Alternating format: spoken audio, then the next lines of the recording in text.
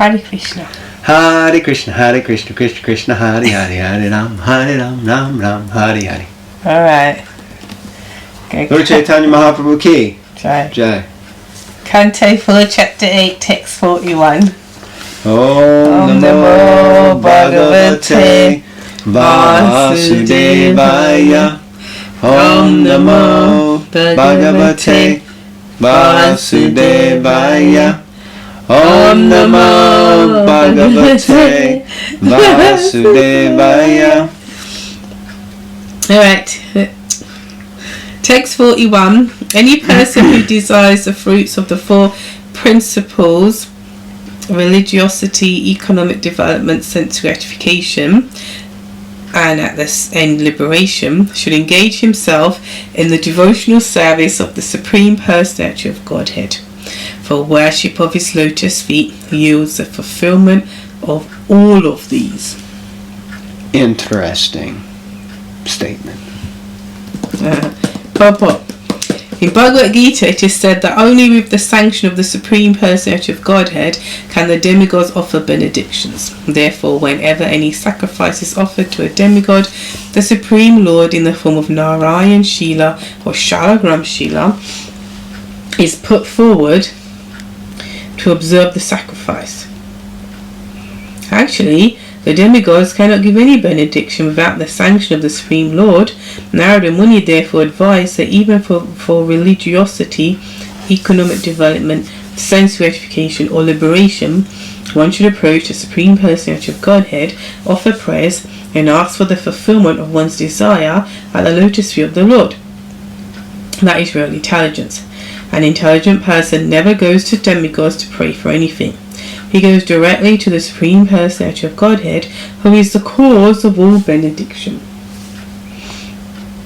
So Narada Muni Siddhanta to his disciple Dhruva Maharaj with regards to the fact that he wants a planet and position better than his dad and granddad and great granddad and that like that, is whatever you have desires for, religiosity, economic development, sense gratification, liberation, you just got to engage in devotional service. Just worship the Supreme Lord. Just go to Krishna. That's what he's saying. Also in the Bhagavad Gita, Krishna says there's four different types of people that surrender to him: the distressed, the inquisitive, those who are seeking knowledge, and one who's seeking the absolute truth. Did I get that right? The distressed, the what? The distressed, so one who's seeking knowledge, one who's seeking the absolute truth. Oh, I missed one now. The distressed. I'm feeling distressed. Calm down. Deep breath. The distressed. One who's seeking knowledge. Which is the same as the absolute. No, because there's a Gyani. It is. Oh, is it? Is that the same one? Alright, yeah. Gyani. One who's seeking knowledge of the absolute truth. One who wants liberation. No. Well, I've forgotten now completely, isn't it? You said inquisitive. Oh, inquisitive, yeah, okay, inquisitive. Now, what other reason do people go to God for? Material stuff. Exactly. One who's distressed, one who is seeking wealth, one who's inquisitive, and one who's after knowledge of the absolute. Yes, so Krishna says they all go to him and they're all great devotees. Hartarti Jigyasya.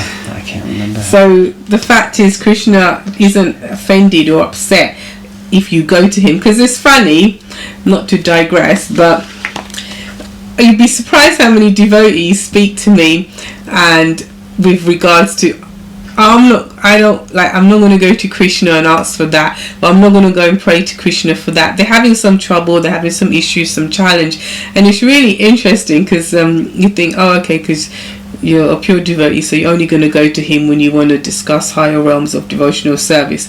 No, you're a jiva in a material body, you're conditioned, and the Supreme Lord is your Ishtadev, he's your Lord and Master. You would go to him for anything. Who else are you going to go for? The demigods, you're going to go Yamaraj. So go to him.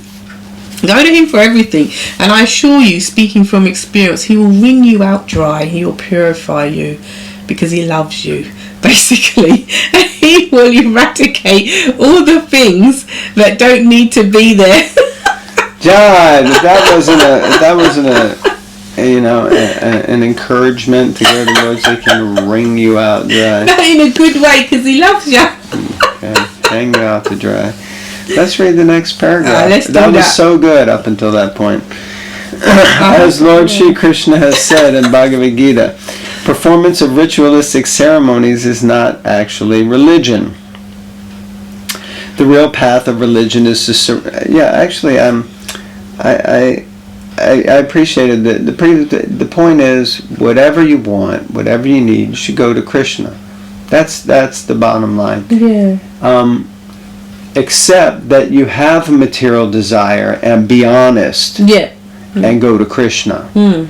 Don't say, oh, I've got material desires, let me go to a demigod, let me just forget about God and go to the pub, let me just forget. Keep going to Krishna. And yeah, I guess, he'll wring you out dry. No, in love.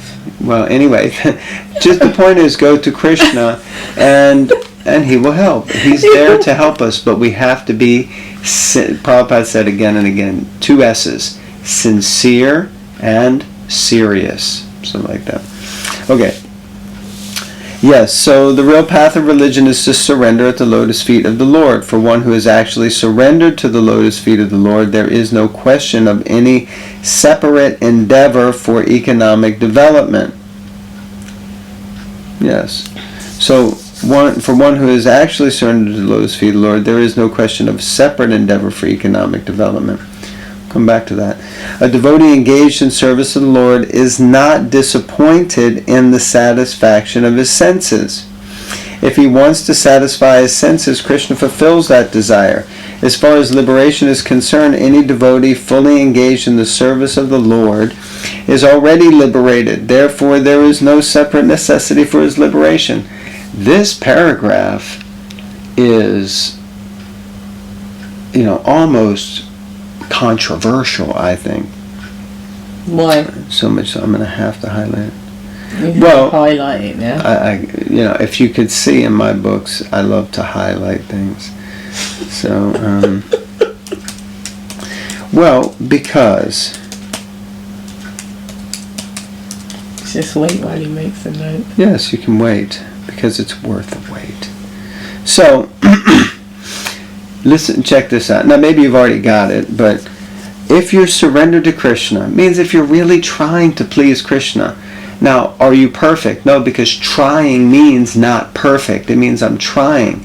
So if we're really sincerely trying to surrender to the lotus feet of Krishna, then, it does say here, one who is actually surrendered to the lotus feet. It doesn't say trying. So, one who's actually surrendered to the lotus feet. There's no question of any separate endeavor for economic development.